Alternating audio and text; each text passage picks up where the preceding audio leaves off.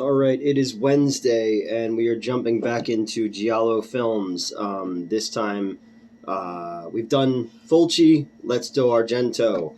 And what better place to start than my favorite Argento film, probably my favorite Giallo film as well. I know I've used that word a lot on this channel and on other channels. The Giallo film takes its name from the Gialli, the yellow covers of pulp novels, pulp magazines in Europe, and the Giallo film has certain through lines, certain threads that kind of connect all of them, but it's all very different. This one from 1975, Deep Red, Profondo Rosso, has a lot of the tenets that people usually think of when they think of Giallo films. They have the black gloved killer. They have the hard death set pieces, usually with a knife, a straight razor. Although this movie it was also re-released or released in certain places. The Hatchet Murders. There isn't really a hatchet in the movie. There's I guess no. Is there a hatchet? No, I guess there's not really a hatchet in the movie. I was just thinking about that. I was like, no, I don't think there is. Um, you've got the seedier side of people at this time. This is a movie that is somehow homophobic yet also homoerotic, which was a big piece of European cinema at that time. This is your first. This is Argento's third film. Followed the Animal films. Four Flies on Grey Velvet was the first one, and the Cat o' Nine Tails was the other one. And it's also his first collaboration with Goblin, the prog rock group. I've gotten to see them live twice. My ex, the redhead I used to work with for my birthday one year, took me to see them their first tour to America when they came to Philadelphia, and with the VIP package, so we got to meet the band, and I have an autograph and stuff like that. Very, very cool. And then we went back again and saw them do Demons live years later, and that was pretty cool too. Uh, I didn't see this movie until probably high school.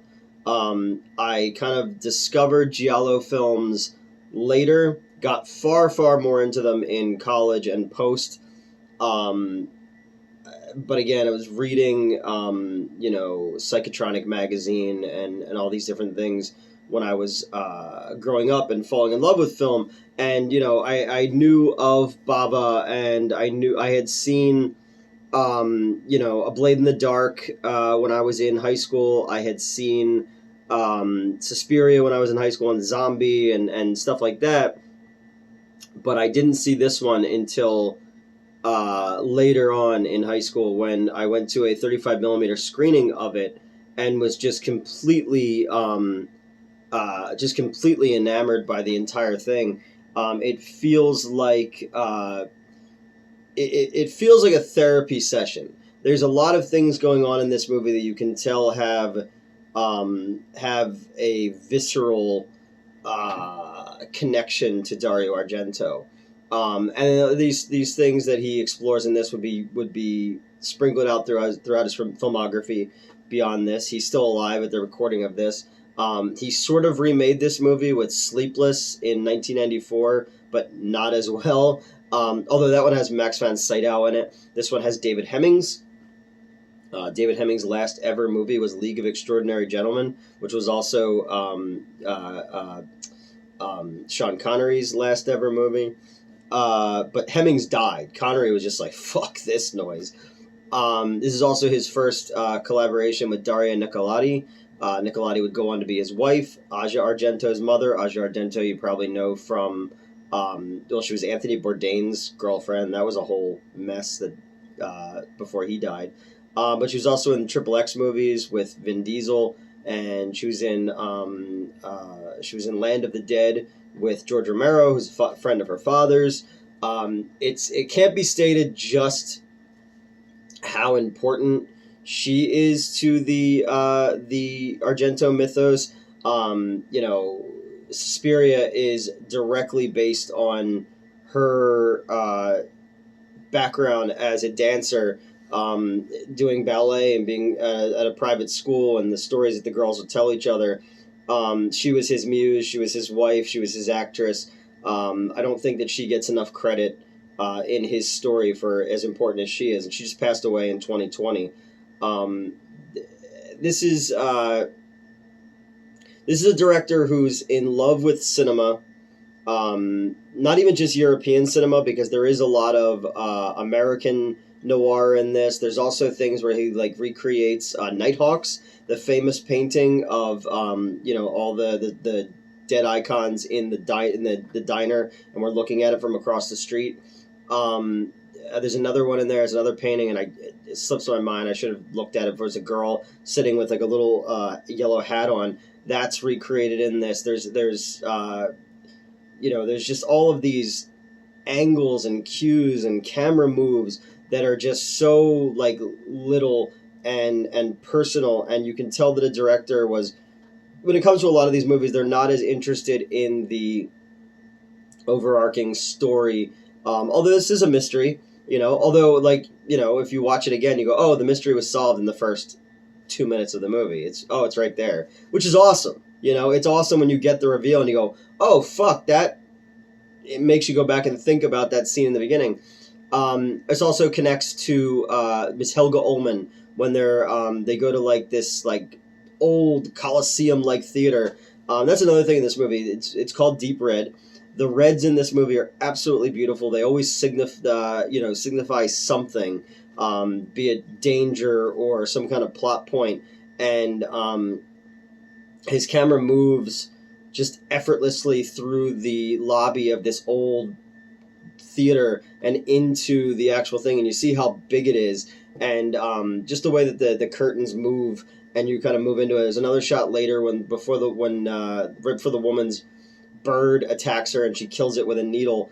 You have a needle to a bird, which is obviously a fake bird, but then later on, the little girl who would wind up becoming she's the ticket taker in Demons, and then she was also in Andy Warhol's Flesh of Frankenstein with Udo Kier. She's like the little girl whose dad is the caretaker of the house where all the mystery is, and she like sticks a fucking like needle through a lizard, and you're like, what is happening here?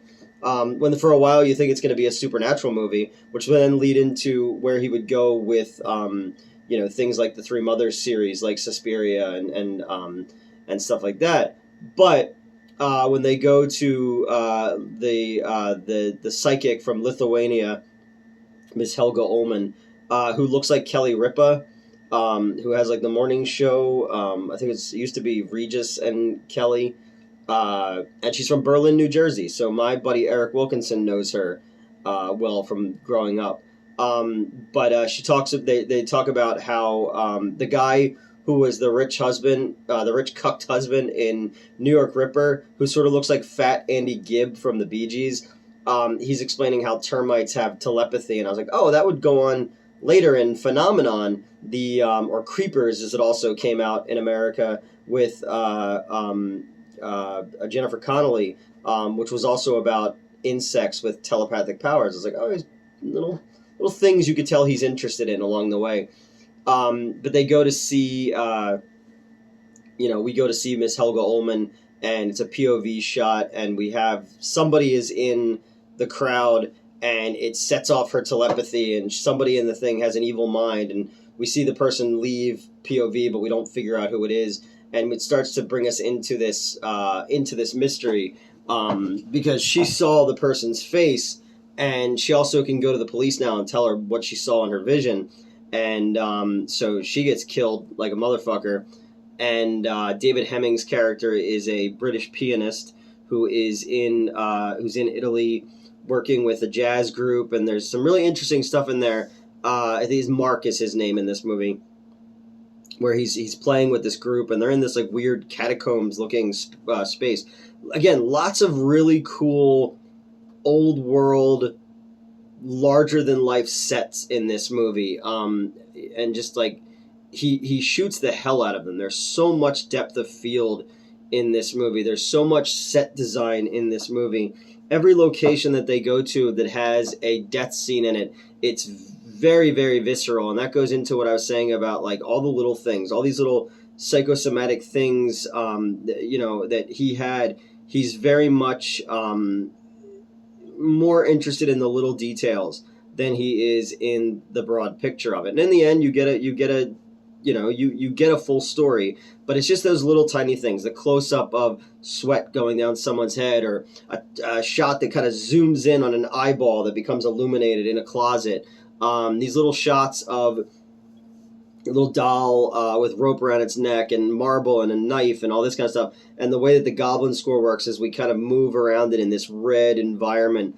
And the killer putting black eye makeup on. I used that same shot of the knife and everything in the Pokemon trailer that I did. I wanted a very Giallo style, thing for that. But you were brought into this mystery of David Hemmings sees the murder happen, and he runs up, instead of going to get the police, he runs up into her apartment, and there's all these really creepy fucking paintings on the wall of these faces in, they're all painted very bizarrely, but he says to the police that there's one missing, and he's trying to figure out the pieces of the one painting that's missing, and that he believes it has some kind of connection to this whole thing. Him playing with the band and telling the band that they need to play jazz and it needs to be a little bit dirtier. It can't be so perfect. That and his friend Carlo, who he meets over there, and Carlo is an alcoholic. He's a piano player as well, but he's more of like a bar kind of dirty piano player, and Mark's character is more of like a upscale professional. And when I think about Argento is saying a lot about art versus commerce in this movie, where it's never going to be perfect. You don't want it to be perfect. You want it to kind of be dirty, but you want to hear all the little details. And then Carlo's character, who plays just to pay his bills, he doesn't play it because he loves it and believes in it as a higher concept, like Mark does. I feel like a lot of those little things are all things that Argento is trying to say in this about filmmaking and art and creating visceral images on camera, and I think in this regard it really, really works. And as we start to get into the mystery of it, like I said, we find out that Carlo is gay, and he's ashamed of that. And then we find out that his mother was a famous European actress who went crazy, and she's a little bit kooky now. She looks like my old boss when I ran the comic book store's mom. When I saw this movie for the first time, I was like, oh my god, it's Sal's mom. You got some great kills in this. You have the shit that clearly James Wan ripped off for Saw, including the doll. You have the Billy doll in the Saw movies, but there's the guy who looks like Fat Andy Gibb.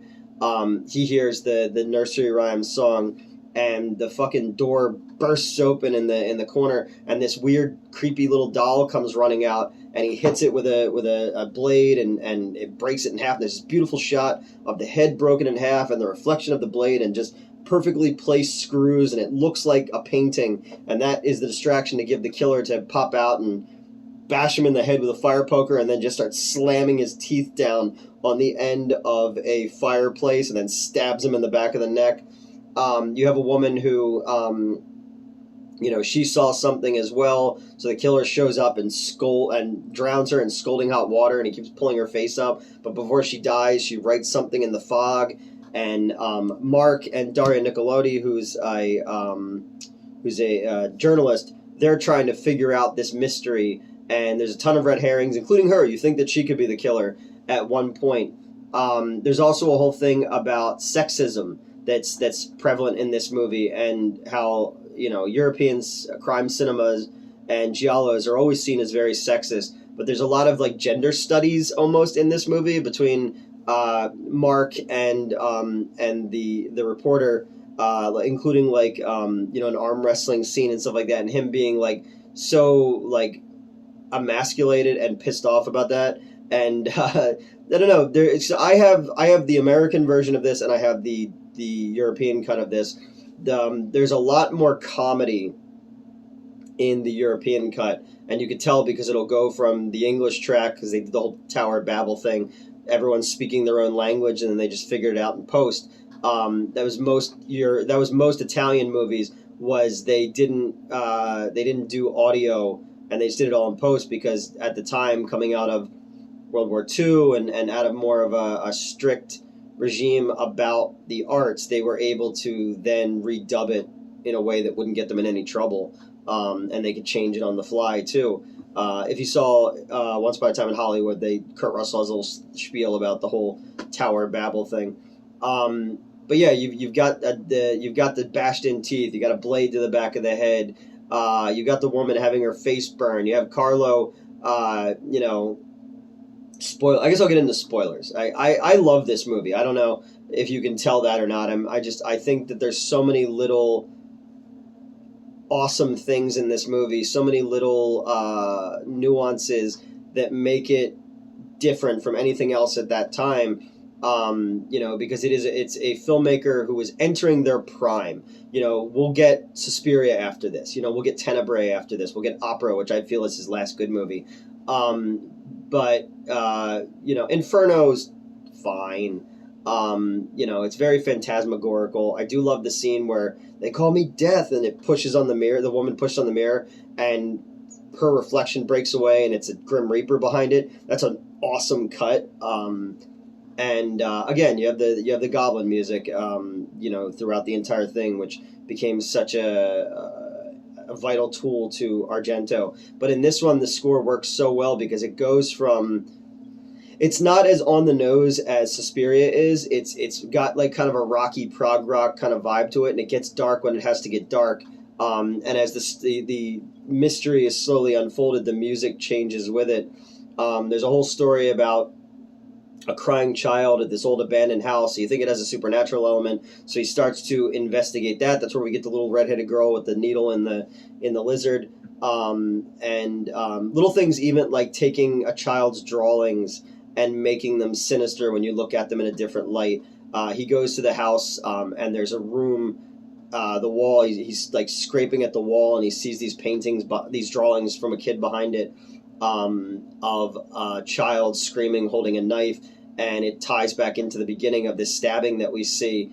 And the entire thing was the mother went crazy, stabbed the father to death, closed off the room, and they've been keeping it a secret ever since. So the son, Carlo, basically has to do what he has to do to keep the mother safe because she's fucking nuts. Anybody who's ever seen what was the Hot Fuzz, when Sergeant Nicholas Angel finds the skeleton behind the wall, that's taken directly from this movie, and it's a great fucking scene too. When he figures out from the page he ripped out of the book that there was another window, and he breaks the wall, and then he holds the flashlight into it, and as the flashlight scans the room, you see the Christmas tree and everything for the first scene, then boom, you see the mummified skeleton, and the music kicks in, and you're just like, oh, it's great. This is so fucking well done. From the acting to the score to the lighting and the use of red, and it even muted because of the colors. It's so well done. And then we start to, Carlo gets his head bashed in, and Dario Nicoletti gets stabbed, and we figure out that it's the mother behind the thing. And then the big fucking twist at the end is that it wasn't a painting that he saw, it was the reflection of the mirror of the killer standing up against the wall like this. And that's what he saw, and you go by and you think it's a painting, and he's back in the house and he's walking, you see her step out from the painting, and I just remember seeing it for the first time, being like, this is fucking brilliant. It's such horror by way of pop art, and and obviously this film and his films in general have inspired so many other filmmakers. Refn said it, and Guillermo del Toro said it. Obviously, Edgar Wright said it as well. Argento look at no further than fucking De Palma. De Palma was ripping off Argento after he gave up. He's like, I don't want to do Hitchcock anymore. I'm just gonna start ripping off Argento now. Yeah, I don't know, man. I think this is a great mystery film. I think if you're gonna get into Giallo films, I think this is the place to start. It's it's tangible enough where it's weird, and there's like I said, a lot of little idiosyncrasies in it, a lot of little filmmaking choices that you wouldn't see in other types of movies.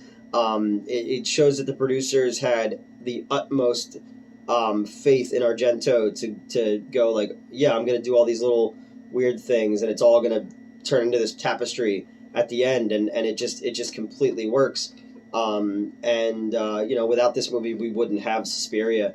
So I guess if you're gonna start at a Giallo, this would be the place to start. You've got your Black Glove Killer. Every time it's the hands, it's always Argento doing the hand, which was a big thing for directors.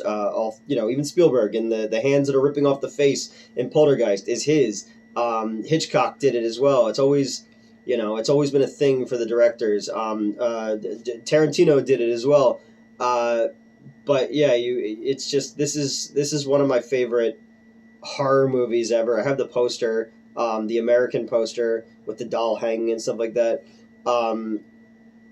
Like I said, you have the American version, which is more straightforward, more skimmed down. Really, the European one has a lot more comedic beats in it. Plays a lot more with the gender politics of everything.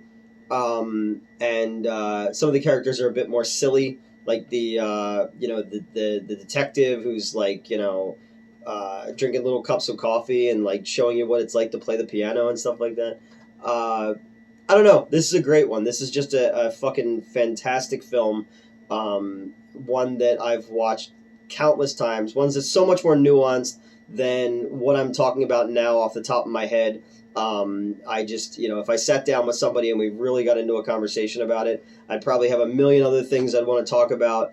You see where James Wan ripped it off, even in the bathroom scene, when it's the POV, when the guy's like asking the camera, like when it left the theater, like, oh, are you okay? It looks like the bathroom for the first Saw movie. The use of color in this movie, the use of angles in this movie, the palpable sense of dread that's created as David Hemmings is playing the piano, and we have these really cool close-up shots of the keys on the piano, and then someone's walking around upstairs, and we see the dust settling down on the piano in a close-up, and we have the nursery rhyme playing. There's just a lot of little things that all come together, and that's what's fantastic about visual storytelling. Is Argento at this point was like Bava as well, was painting. It felt more like an artist doing working in paints than anything else, and it's got its gore. It's well acted, even though it's dubbed and all. But if you have never seen Deep Red, I highly recommend Deep Red, and it's my favorite Giallo movie. Tell me what your favorite Giallo film is, yeah, man, I will see you all next time.